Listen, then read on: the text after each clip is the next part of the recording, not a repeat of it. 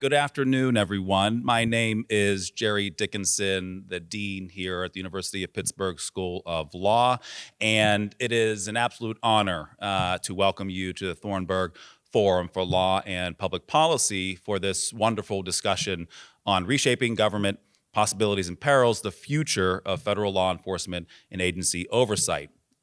Today, we gather to engage in a robust discussion about recent events, both political and constitutional. But this is also a moment to reflect on the resilience and enduring strength of our federal system and constitutional republic. As a dean and a constitutional law scholar, I am deeply familiar with the ebbs and flows of our constitutional history. In moments of national trial, it is tempting to view our current challenges as unprecedented, our institutions as fragile, and our future as uncertain. But history teaches us a different lesson, a lesson of resolve, of adaptation, and endurance.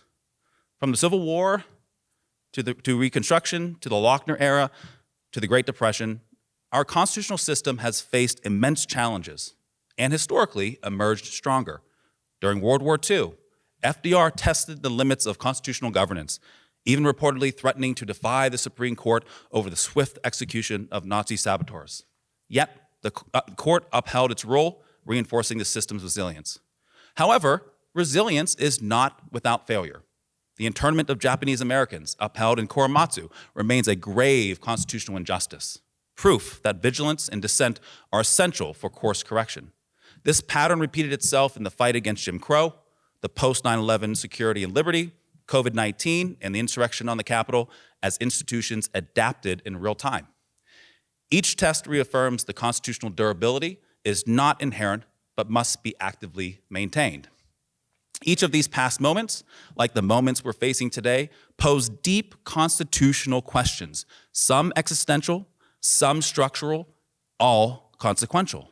And yet, through each of them, our federal system and our Constitution has remained not as a relic of the past, but as a living document and system, one that bends without breaking, adapts without surrendering, and finds renewal in every generation. That same constitutional resilience is called upon us today. We may find ourselves in a moment of political division, of institutional strain, of shifting norms, but if history tells us anything, it is this: our system, forged in the wisdom of our framers and tested by time, is built to endure. That brings us to today's conversation with Harry Litman. As a legal analyst, former U.S. attorney, sharp observer of constitutional and political trends, Harry has been at the forefront of analyzing legal and institutional challenges of our time. His insights into the current moment, whether in the realm of courts, Justice Department, or the broader state of American democracy, are invaluable for understanding our system of law enforcement today. And in a moment, you will hear from Chancellor Emeritus Mark Nordenberg about the legacy of Harry's mother, Roz Litman, and the enormous impact she has on the Pittsburgh legal community. So, as we turn to our discussion, let us do so not with despair, but with confidence. Confidence that our constitutional order, though challenged, is strong, that through informed dialogue and civic engagement, we contribute to its continued resilience. Thank you, and I look forward to having the conversation. Thank you.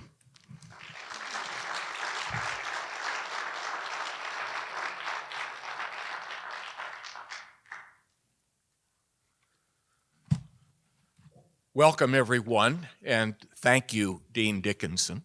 Let me offer or re-offer warm wishes and congratulations on your still relatively new appointment as Dean of the Law School. As you know, even though the room was so packed we didn't get a chance to talk to each other, I was at one of the many welcoming receptions that are being held in your honor downtown last week, and the enthusiasm for your appointment amongst the law school's alumni and friends was both palpable and powerful. And so as you move forward with your important work, you should know that people are enthusiastically behind you and also willing to be of help. Because we proudly claim Dick Thornburgh as a graduate of this law school. The Thornburgh Forum likes to take every opportunity it can to bring programs into the law school. In addition to serving as two-term governor of the Commonwealth of Pennsylvania and as Undersecretary General of the United Nations, Dick Thornburgh served as the United States Attorney for the Western District of Pennsylvania, as Assistant Attorney General in charge of the Criminal Division, and as Attorney General of the United States under both President Ronald Reagan and President George Herbert Walker Bush. It's particularly appropriate then that this program is focused on federal law enforcement, an area in which he worked and led for so many years. Dick Thornburgh, I should underscore from the start, was a high-character individual who was respected for the principled way in which he discharged his responsibilities in all of the important positions that he held.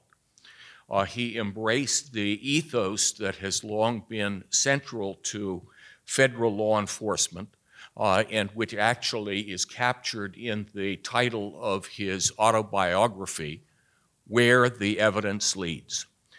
In fact, in the opening sentence of that book, he states, "The title of this book reflects my oft-repeated admonition that investigators and prosecutors should follow the evidence wherever it leads, refusing to be influenced by private prejudices or predeterminations." Those may be words to remember as we move forward with our discussion today. Let me acknowledge Ginny Thornburgh, the former First Lady of Pennsylvania, who is with us in the front row, as she usually is.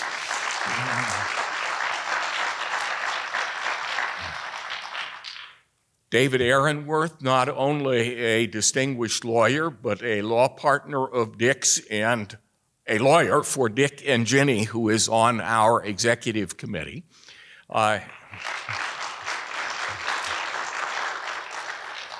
And Samantha Balbier, who is the director of the Institute of Politics, which is the organizational home for the Thornburgh Forum.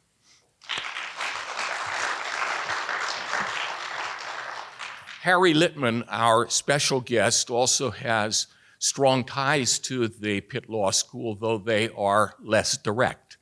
Harry's mother and father both graduated from this law school, and because this is National Women's Month, I did want to take a moment to say some things about Roz and her contributions to the profession here and in more distant locations. No surprise to anyone who knew her, Roz graduated first in her class at the Pitt Law School. She graduated, though, at a time when law firms were not hiring women. She had the good fortune that her husband was a graduate 1 year earlier, and David Litman was willing to take her in, and Litman was formed.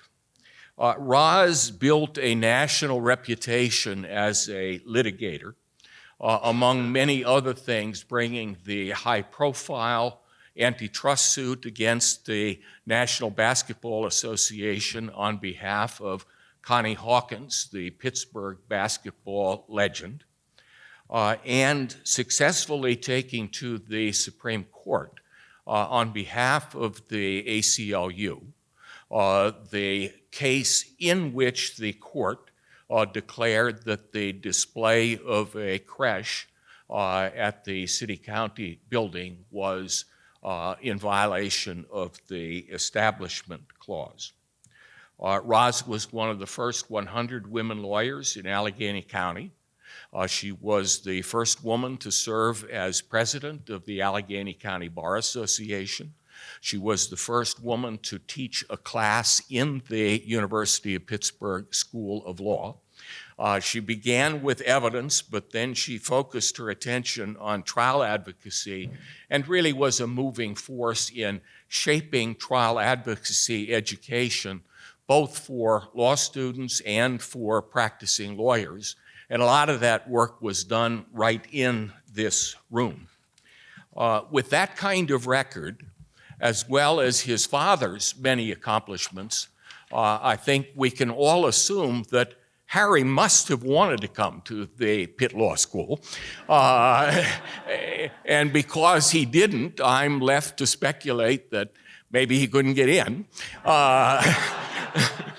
And as a result, he had to settle for Harvard College and Berkeley for law school. But America is the country of second chances. He worked hard, and things seem to have worked out pretty well for him. He was editor-in-chief of the California Law Review. He clerked for 2 Supreme Court justices, Justice Marshall and Justice Kennedy. He built a distinguished career both as a frontline prosecutor in California and as Deputy Assistant Attorney General at Main Justice in Washington, as he calls it. And he, like Dick Thornburgh, served as the United States Attorney for the Western District of Pennsylvania. Since relocating to California, Harry has taught constitutional law both at UCLA and at the University of California, San Diego. He also has taught at Berkeley, Georgetown, Princeton, and Pitt. He was the longtime senior legal affairs columnist for the Los Angeles Times. Before that, he was a contributing columnist for the Washington Post, and he now is senior legal commentator for the New Republic. Much of his time in recent years has been spent creating and continuously nurturing what he calls the Talking Feds franchise. And I learned just this morning that he has 250,000 subscribers on Substack, a little bit bigger than the otherwise healthy crowd that has assembled here today. Harry, it is great to have you with us today. I'd invite you to join me at the front. And while Harry is doing that, let me also look out into the assembled audience here in the Teplitz Memorial Courtroom and on the live stream and say, it's very nice to be spending time with you today, too. Harry Litman.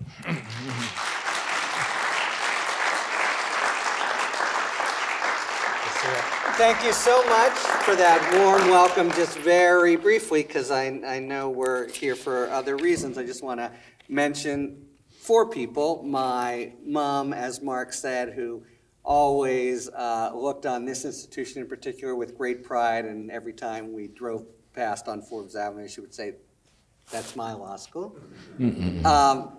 Mark, who's one of the great leaders in Pittsburgh. We were talking before about how not many cities have this sort of cadre of people who are concerned and able already to put things together.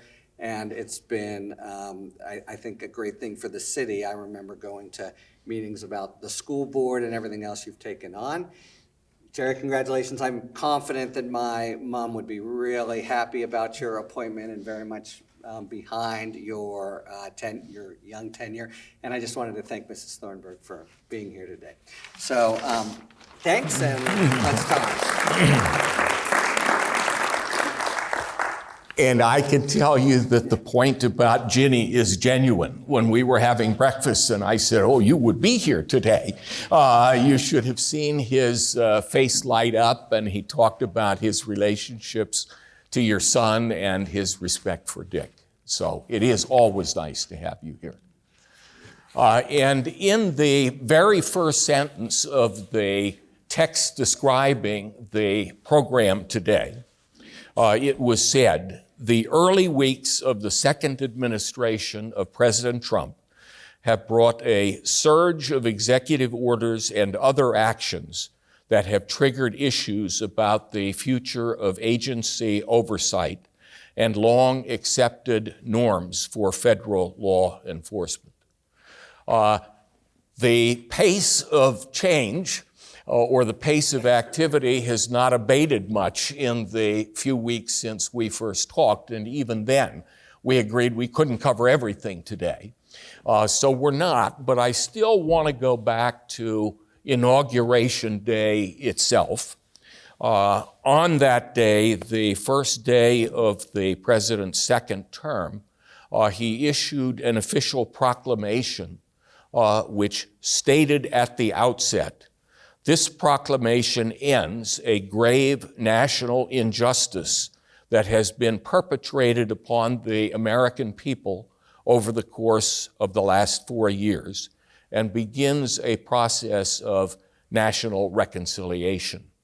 What followed, of course, was a pardon, basically of all of the people who had been charged and in some cases convicted in the activities that happened at the Capitol on January the 6th. You have called these pardons vile, vicious, and despicable. I don't know what you would say in private. What do you really think? You also have said that they are the most flagrant show of disrespect toward the country by any president in history. However, you have not called them illegal. Can you explain those characterizations and how they fit together?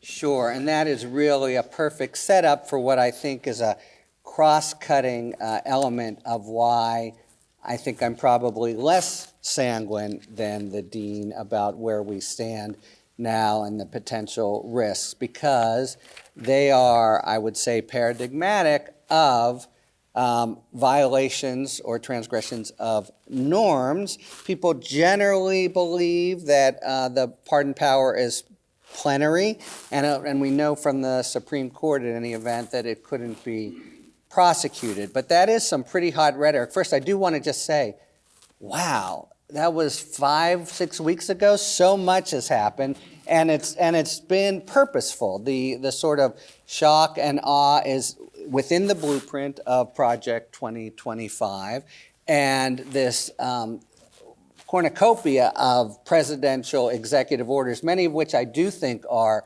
illegal or should be, can be argued that way, is sort of half the equation, but the other half is transgression of norms that we learned from the founders and before are actually the bottom line protections of the Constitution, that the so-called parchment barriers of our laws go only so far as against the ambition of the person of ambition and tyranny who might arise. Okay, so very hot rhetoric there, but I think I can cash it, if you will.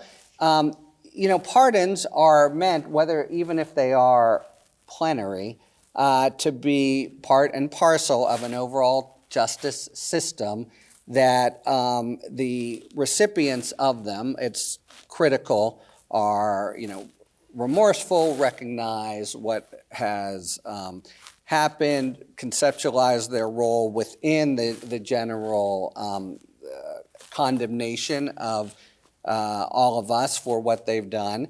And there's many things to say about the pardons, including the sort of, and we can maybe get back to this, lies that inform them, and the complete dereliction of the process that's in place to do them.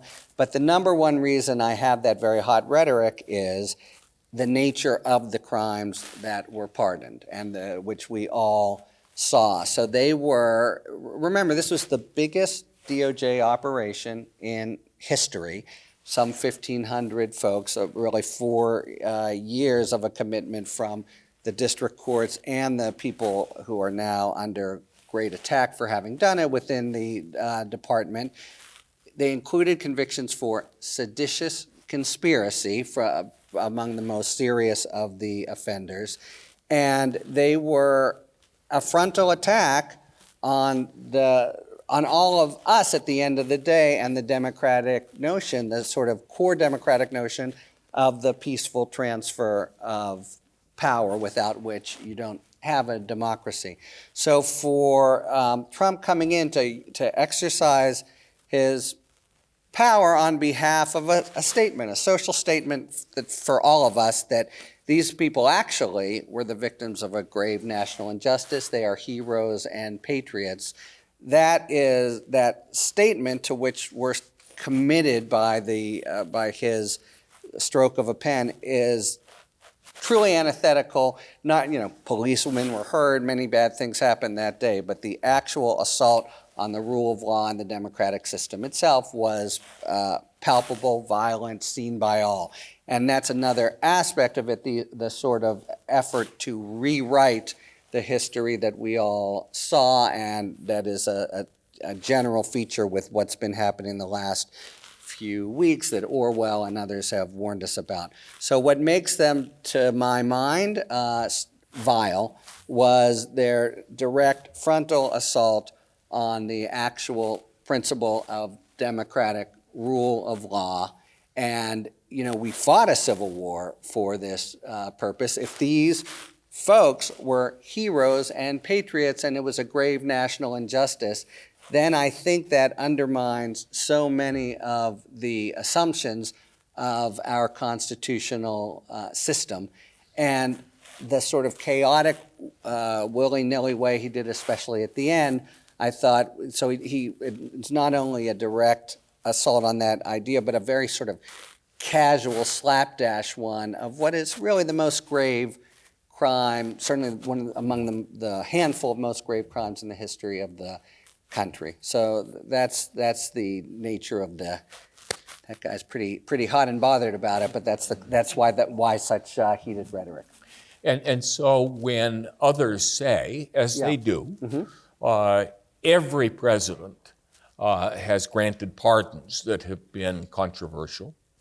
And in fact, President Biden granted pardons that were confidential. You put them in a different category. Yeah, so I do. I mean, there's a whole series of things one could say about pardons, when they're appropriate, when they aren't. As I say, they're not meant to be. They are meant to be part of the justice system overall. So one that you could point to that was on something like this scale would have been the pardons, I think it was by Carter, of draft dodgers, and we'd come to see those in a different light. I agree that it's eyebrow-raising, problematic, the pardons of, say, Mark Rich by Clinton, or Caspar Weinberger by George H.W. Bush. And Biden, I think, is a separate matter that we could discuss. But they don't represent in anything, in any aspect whatsoever, a kind of social endorsement of conduct that we all saw that is as dangerous as direct an assault on the democratic rule themselves. They arguably represent a little bit of nasty politics, which of course we've seen Trump do much more even than the others within the first term.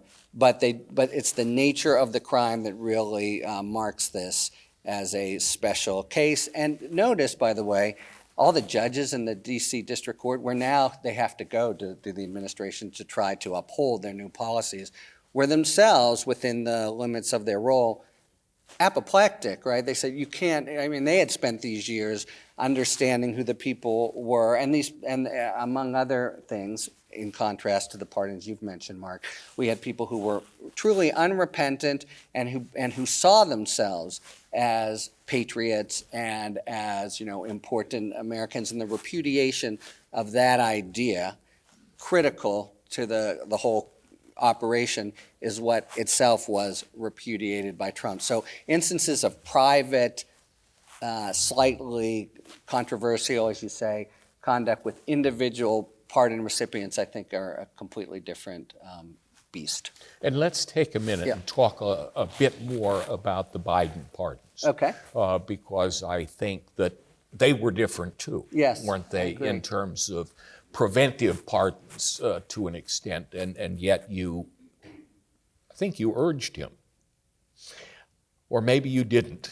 Just talk about it. Sure. I was sanguine about the pardon of Hunter in particular because it had been so clear. This is the flip side of another really grievous violation of norms, and we could see this one coming, which is the prosecution or pursuit of the criminal justice system for sheer political reasons. I was persuaded, it's a longer series of arguments, that Hunter Biden's indictment was a result of his last name rather than the conduct, and that in particular the plea bargain that they had reached would have been normal for DOJ policy. So much of what my thoughts have to do with what had been the norms within DOJ.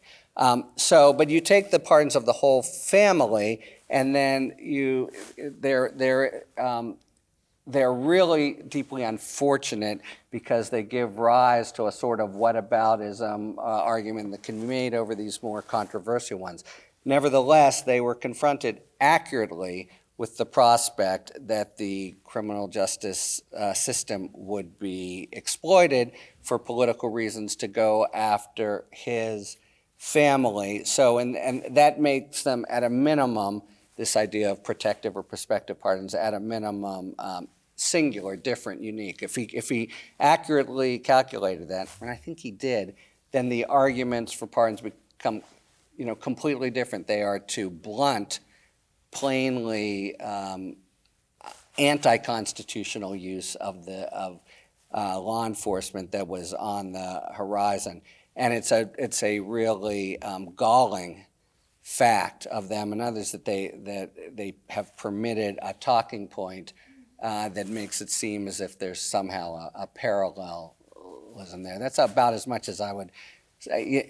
But my main point, Mark, would be if you acknowledged all the foibles of the Biden pardons, and I wouldn't include Hunter as there, they would essentially not begin to touch the aberrations of the January 6th pardons because they had this singular feature of committing us, to the extent the president did it, to this absolute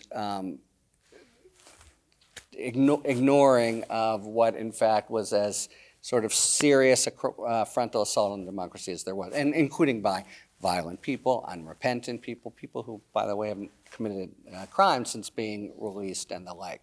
So at worst, I think you're comparing politics as usual, something to think about, with a singular seismic event that goes to the heart of our democratic culture.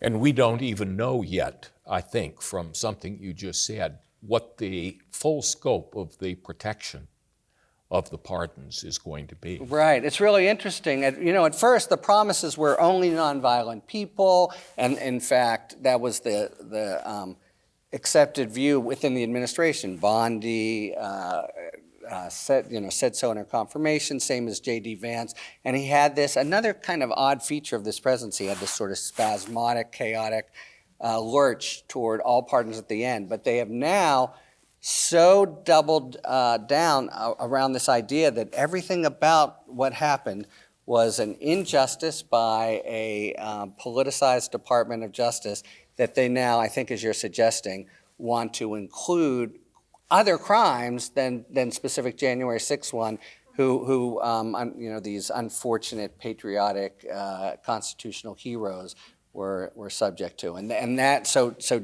courts, who by and large are really hostile to these pardons, are trying to juggle the scope of the previous grant and have to interpret it as a legal matter. And what makes it different, I think, is that not only are the defendants arguing that the pardon should be read in an expansive way, but the Department of Justice is supporting them in taking that position. So in general, the Department of Justice is supporting, again and again and in different contexts, positions that are not just corrupt or contrary to how they normally do things, but deeply anti-democratic. So we're seeing this in the Adams case, and you and I talked a little about the Thursday night massacre, but they are all in on the proposition that it's okay to, we talk about Governor Thornburgh's biography, very aptly titled Where the Evidence Leads. That's always been the watchword, more than the watchword, the DNA, the marrow of what DOJ does. And you have here what's so illuminating about the Adams commands are a concession from the new leadership that the facts and law do lead to indictment, and what should be a conviction here would be unethical separately to have brought the case if you didn't believe you would get a conviction. Notwithstanding, for raw political reasons, there should be they should abandon the prosecution. And it's that, I find it a little hard, and I feel like it comes across as a little abstruse or abstract or pointy-headed to try to explain why it's such a vital principle and why its derogation is such serious matter. But to do that even once for political reasons, which these are raw political reasons, right? We want the mayor of New York to serve our goals on immigration, not the ones that people elected him to do. It's the kind of principle that has to be honored, always has been honored. I've served in Republican, Democratic institutions scrupulously and categorically. And when it's abandoned in high-profile cases, the overall kind of corrupting, polluting effect, right? It's the kind of principle that you must keep. You can't cabin it by saying, oh, they've just attacked a few political enemies. To do that is itself the soul of kind of corruption. For all we know, in Russia, maybe the regular people who have thefts or whatever actually have some semblance of a normal judicial system. I tend to doubt it based on the capture of the courts. But the fact that a Navalny or a few can be subject to a form of lynching based on an official assertion of power, that fact standing alone without regard to what happens is a really terrible indictment of the justice system.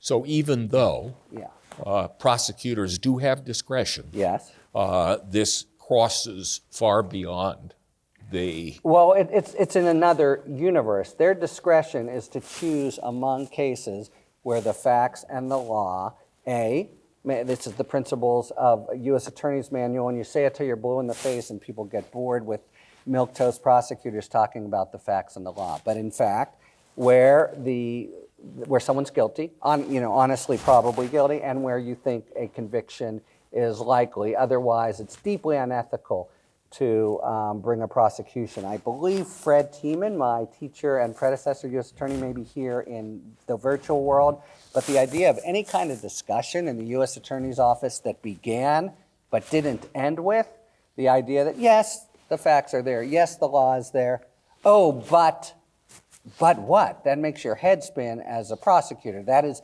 the end of the story, and in fact, it's that specifically, if I could, that puts the lie to the promiscuous allegations of weaponization that you're hearing from up to the Attorney General, because what that must mean is, notwithstanding being a righteous case in the sense I've just said, under the facts and the law, they abandon it for political reasons, or even worse, pursue it in the absence of those validating factors for political reasons. And that's not an extension, that's not crossing a line, that's just completely occupying an alternate corrupt sphere that no one would ever go to before these last few weeks in the Department of Justice. And of course, this wasn't a pardon. Right. It I mean, was that would a- have been, for example, why didn't he pardon Adams and do it that way? That's right. No, the acting deputy attorney general forced very qualified career professionals to say there's in the interests of justice require dismissal.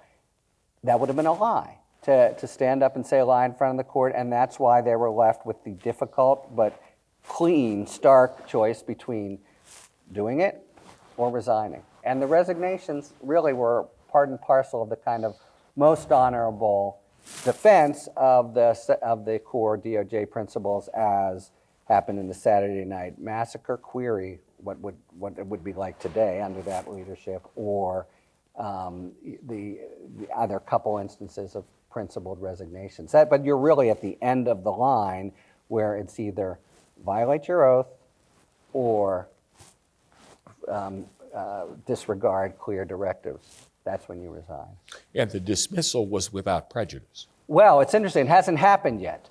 But that's a whole nother aspect of it, and no less a personage than Paul Clement. By the way, the things I say, I really do believe that we're not talking about distinctions of conservative and liberal, Republican and Democrat. Every administration in the Department of Justice would take this as absolutely canonical. What we're talking about is belief in institutions versus efforts to just burn institutions to the ground. But you're right, they came forward, and an aggravating aspect of this is it did seem like there was that very odd interview with the home and the immigration czar, at which Adams seemed like a hostage victim, smiling and saying, yes, I'm going to play ball with them. Completely inappropriate reason to drop a prosecution. But that was one of the frightening aspects of it being without prejudice. And Paul Clement, because without prejudice means they could indict if he didn't perform well as a trained animal on immigration. Paul Clement, a very well-respected former Solicitor General, very conservative guy, has just come forward with a long brief saying, you can do it, but you have the power, Judge, to do it with prejudice. And my prediction is that's exactly what Judge Ho will do. So literally denying the DOJ's motion to dismiss without prejudice, but granting the motion to dismiss. And it'd be very difficult to try to push back on that idea that you're going to dismiss, because then who tries the case or what happens to it? Meanwhile, Yeah. a lot of people from important positions and with impeccable credentials did resign when they were given the choice, which is why you call it, and others call it, the Thursday Night Massacre. It's so true. The Saturday Night Massacre involved a couple resignations. There was the showdown in the Oval Office where there were 2 or 3 people. We've had now, I was at the Department of Justice last. I may never go there again, but the week before, things changed. And the general, for anyone who's ever been in the DOJ, the reverence for the integrity, professionalism of all these folks, here is a perfect example. They could be working at Reed Smith or Jones Day, et cetera. They've made it their life and career to try to do the right thing. Those were the very folks who were driven to resign. I can think of one example. And then, of course, there was the threat of resignations that actually, in a very different world where the people at the department were not handpicked by Trump as they are today. That's today's Substack, for what it's worth. But it's a very ultimate, end-of-the-road kind of gesture. And as you say, we're talking about in the Southern District of New York, a John Roberts clerk, a Scalia clerk, and very eminent clerks on the Court of Appeals, very credentialed folks who were just, you've asked me now to violate my oath. I have one choice, and I have to resign. And there were a number of others back at Main Justice who said no, and then you had that both bizarre and brutal scene where everyone was herded into a room and told by the Deputy Attorney General, somebody here better decide to bring this false motion, or, there was a sort of or else kind of collective justice notion, and a person who was almost at retirement, said, okay, I can do it, guys. But we're talking about, it's hard if you haven't been in the Department of Justice to view this with the gravity that it deserves. But we are really talking about commands to just go against, what's in the marrow and DNA of anyone at DOJ. And it's now, someone just resigned last week, not a prosecutor, but a spokesperson who just said, through different administrations, we got support, respect, et cetera, and to be, the new guard have come in with the view that, and it's a false view on the facts, that the rank and file of the department has been, corrupt and weaponized. And that's a really grave charge, and as I say, not a true one. And it has sent the department overall, spun on its head. And I just want to say finally, everything we've been talking about so far, and I'm really glad you've put it this way, are about norms. And a lesson that I think does come from the Federalist Papers and otherwise at the founding, that at the end of the day, conduct that doesn't violate the Constitution but can be so upsetting of norms, there's a whole other bunch of things that we hope the courts will take care of, can really be of great damage. We've now already been adjudged, like by The Economist, a backsliding democracy, as against many that are higher. And one of the first things that The Economist notes, and that's hardly a anti-U.S. kind of rag, is exactly this, the erosion in norms that we have learned. I think it's the bitter lesson of Trump rule is really what, and it's certainly true within the DOJ, has supported our not just existence, but paradigmatic, most in history existence as a shining city on the hill.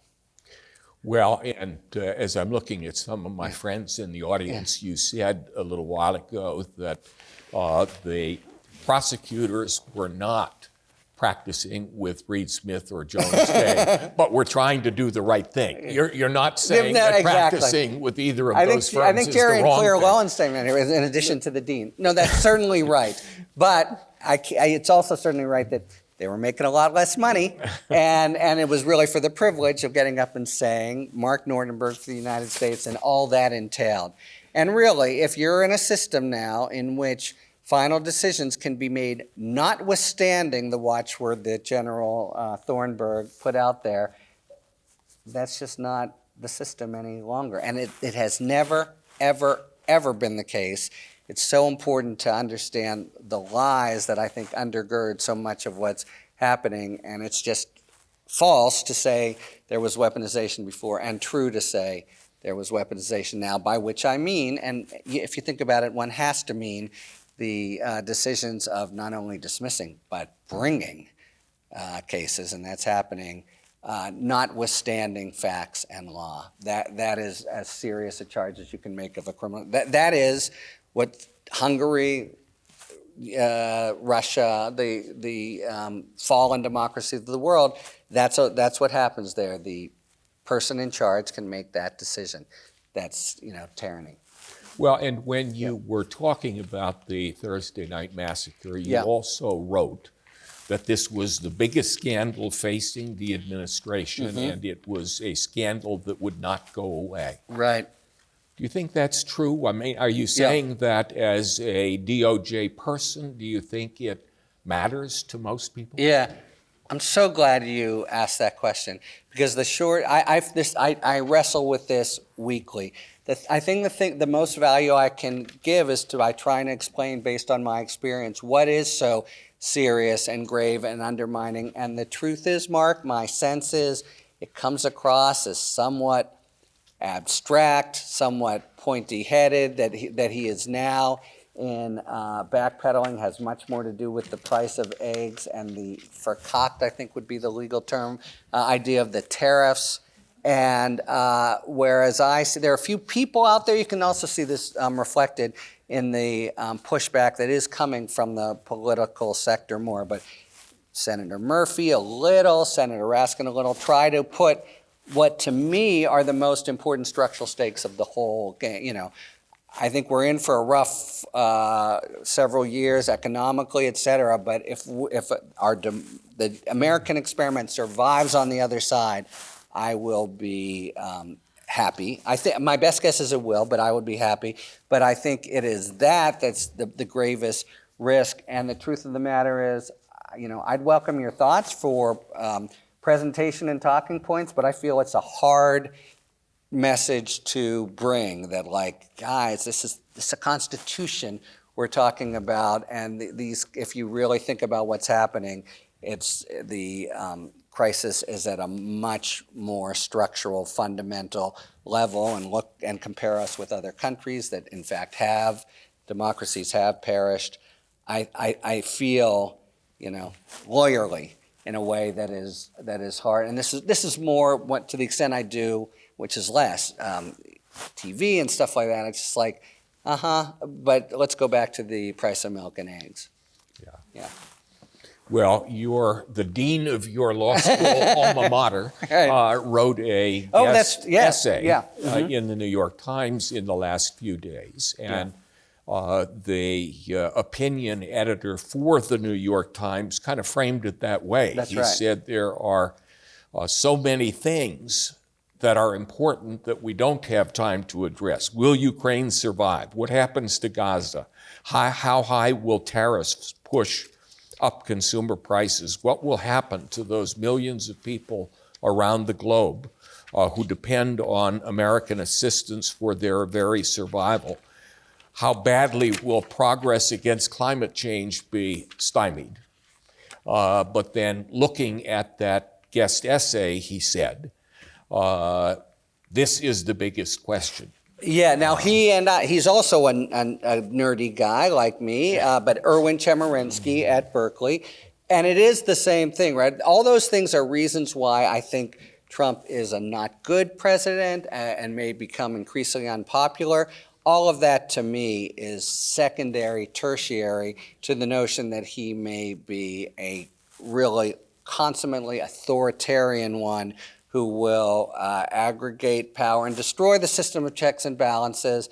That, you know, that I think it's under more assault now than probably any time in our history. But that's right. This is the obsession of law professors like Professor Chemerinsky, and we see it as vitally important. But I think it really is unclear.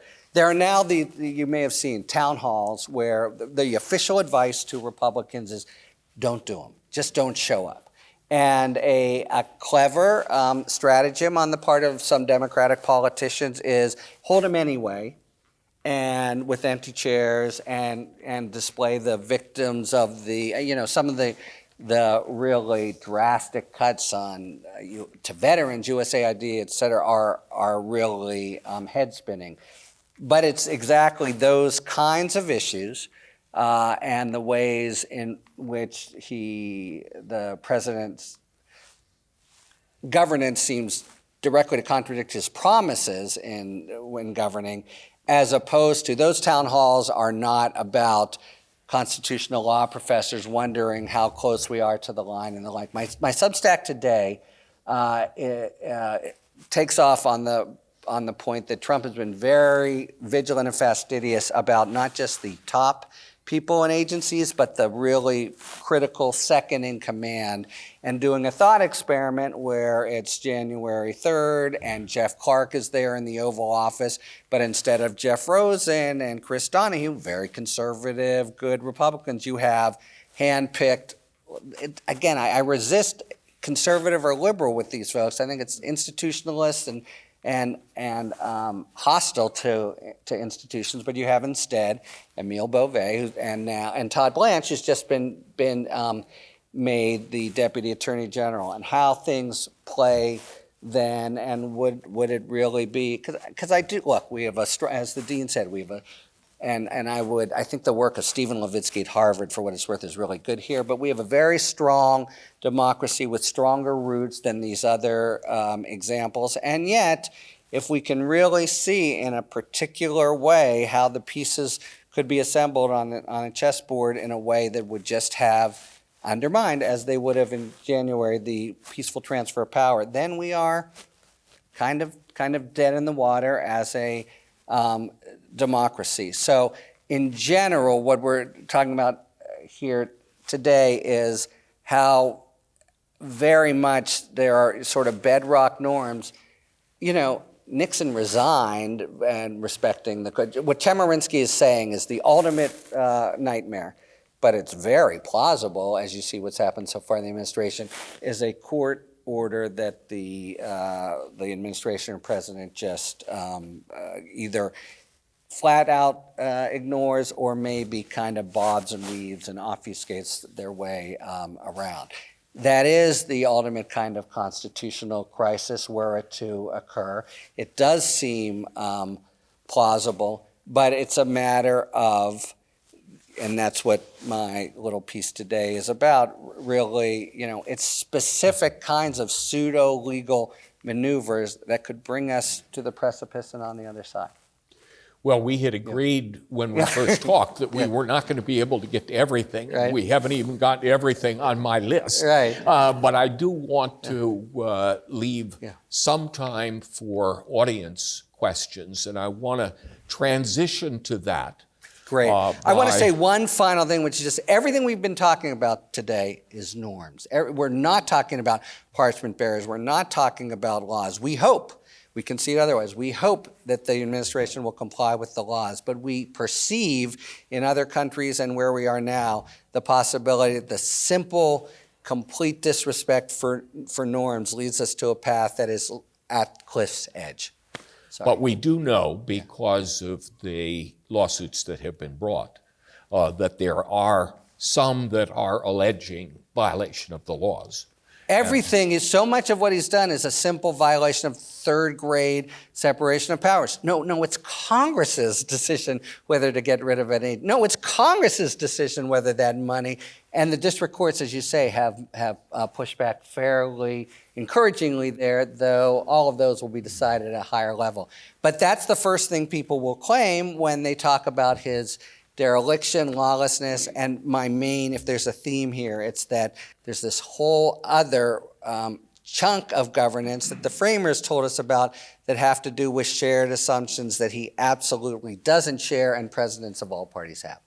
So I'm going to save a question that came in online for last, Okay. I guess, because I do see there are people who'd like to ask questions. Hi. Oh, Yes, good hi. How are afternoon. Charles DeMonica. exactly. See, wouldn't you agree in the U.S. Attorney's Office that could never have happened, that kind of discussion, right?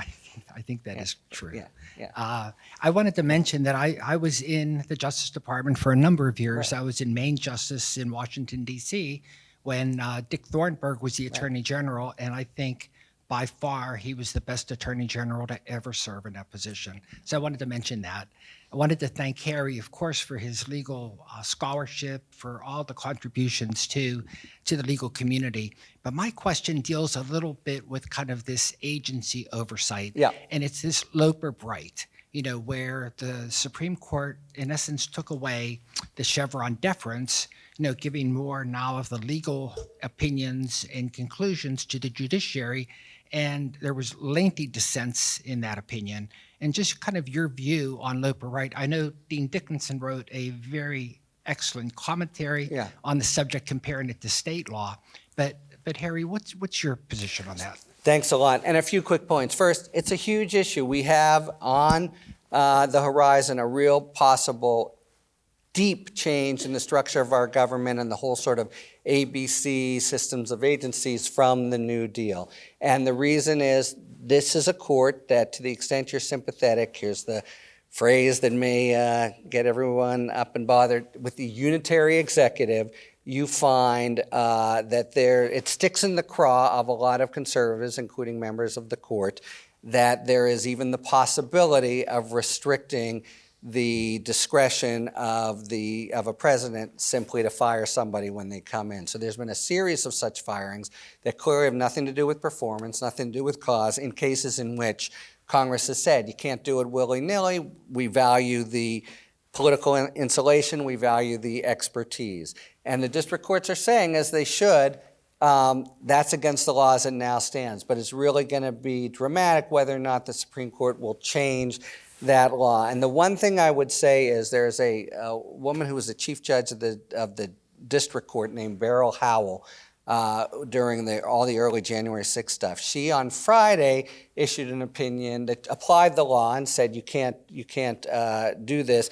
But she took the time, I think, just to influence the legal culture of a sort of 5-page section at the front that really gave both sides their due. Look, there's a problem of a headless fourth branch, and where exactly, how does that relate to political accountability? On the other hand, there are very good reasons that Congress has upheld it. And I would just say first, it's an instance that may produce a big change, but it would be with the acquiescence of the Supreme Court, whereas what the Dean Chemerinsky is talking about is the ultimate nightmare where you go against it. But the arguments on both sides, very interesting question. I would just say go to the Howell opinion, and she really gives both sides very much their due of why you would actually. And my prediction, it wouldn't be my holding, but my prediction is the Supreme Court's going to overrule Humphrey's executor and say that all agencies, the president has to have the ability to remove willy-nilly for no reason. And then we're in a sort of spoil system regime, right, where he comes in, gets rid of everybody unless they're in his image, and then what happens in the next administration and the like. Your classmate in the front row, I think, David? Lawson. Hi. I want to say 22. A great, you know how it is, like when you're in high school, there's just great heroism in all the sports stuff, etc., and then it goes away and people don't know it anymore. But I'm here to tell you that he was a magnificent Indian for what is there? Yeah. Yeah, but right, he says no one cares. You want to Maybe give true. him a Nobody mic? cares. Yeah. Dave, wait a second. Yeah, we're a month and a half in, and Yeah. so I guess we have 47 more months to go. I do it by weeks. We're a mere 102 weeks left. Yeah. So the ultimate upsetting of democracy is the next election if we don't have a free and full election. When will people like you, who really know everything of how this is going to be able to predict like how these chess pieces can go so that there isn't a free election at the end of this, and are you talking about, or will you be talking about? I mean, it's so far down the road, but it's I don't not. know how far. So the short answer is the Chemerinsky piece. In other words, there are things that could happen, and relatively soon, that would, right now, a big part of the checks and balances, everything that Congress might do, and not just Congress, by the way, the media, other aspects of civil society, they have been cowed and frightened. And we see all kinds of tempering behavior in favor of Trump. My general sense is we absorb these things and remain a strong society until and unless this nightmare scenario happens. So if we're talking about the 2026 elections where the Democrats have a pretty good hand in the Senate and maybe you have a repeat of what happened in 2018 and the like, that to me is still within norms, and how that will go. That's sort of political analysis that you know as well as I do. But in terms of the actual threat to checks and balances, rules of law, et cetera, I think that could play out kind of any time. And in some ways, like Elon Musk has said, I think sensibly, if obnoxiously, that the things are never going to be, the stars are never going to be so aligned as they are now to just go for everything. And you can imagine a crisis precipitated now and early, though my best guess is not. They will try. A really important point about declines in democracy is so many of them we, I think, still have in our mind from Mr. Abercrombie that, armies marching in or popular revolts. They really are instead legalistic. They have to do with the corruption of the existing, there's still the semblance of elections, the semblance of independent courts, even though they've gone. So the whole different focus is how much will that be corrupt, and are we actually at a point where we're an authoritarian society. I do think there's a couple areas. DOJ is one. Foreign policy might be another, where the damage is, hey, we're past, break glass. The fires are raging in the sense that even if tomorrow everything were righted, it still would be the case that it's going to take time for the culture and norms to kind of reassert themselves. So for that kind of thing, Dave, I think you could see it happening anytime. For something like, will the Dems have a big harvest in 2026, and what will that mean for his and will he be impeached a third time, et cetera? That sort of politics as usual, and that part and parcel of that is a lot of people I know are thinking that the Dems don't have their act together, et cetera. So. Well, Dave asked what guys like you who know everything are going to do. Do you know any guys? Do you know them? Oh, right. The question that I wanted to pose on behalf of a registrant is, what are the rest of us who don't know everything supposed to do if we have these concerns? It's like the Wizard. Wow, do you know some? Anyone who knows everything? Mm-hmm. Well, I mean, this is a question I field a lot. And even though I feel like my best use of the things I do know from government is a sort of doom and gloom soothsayer, I do think there are things that people are able to do that they're not doing now. A big part to me, the core of literally everything they do, as I've now kind of think about it, is a lie. They're in immigration. No, there weren't all these marauders, but coming across the border, and those were already being arrested. No weaponization. No, that didn't occur. And as Rick Wilson says, the Republican who's become a sort of never-Trumper, everybody has a town square. It might be your dinner table, it might be your work water cooler, but just A, being informed of the lies, and B, without having to, get to fisticuffs, but just, I'm actually making it, no, that's not true. No, that I think is a big part.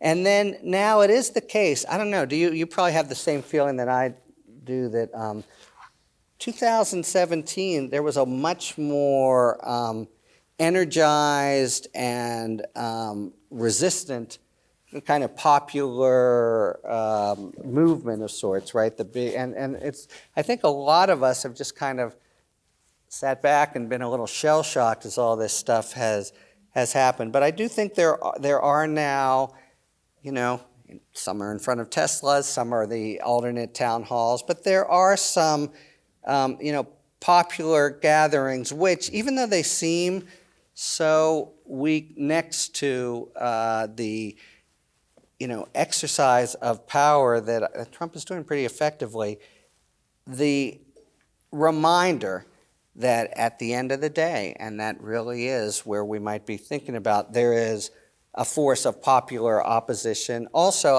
the Dean Scholarship, I think, has been very interesting here about what certain states can do and how they're filling the breach. So I think I understand why people think of them as modest. I understand why people are a little exhausted and can I just do my job and raise my kids? But as especially rough consequences come home, little steps like that, and I would just start with, I do think I would get a real argument, I don't know in this room, but in the country, about just the proposition that I was not long ago at Notre Dame, very conservative, pro-Trump place, and they were, do you like Trump? What about all the lies? He wakes up lying and lies all day. Does that not matter to a democracy, et cetera? And I think it does. So small things, and then in addition, it's been a really woeful season, few years for legacy media, but there's all these new ones now cropping up where they are both accurate but also community building. So little stuff that doesn't completely do the wrestling reversal, but does remind him and others, especially the extremely cowed, really disgraceful members of the Republican Party in Congress, that there's there's stuff on the other side and this will come out. I think that's already a lot, and more than has sort of been happening in the last month. So it's not a lot, but it's, it's something. And again, no, that's not true. No, that's a lie. That I think is a big pushback. No. Well, thank you for coming back, Harry. Oh, my pleasure. Thanks for Hope having me. everyone will join me in thanking Harry. Thank you.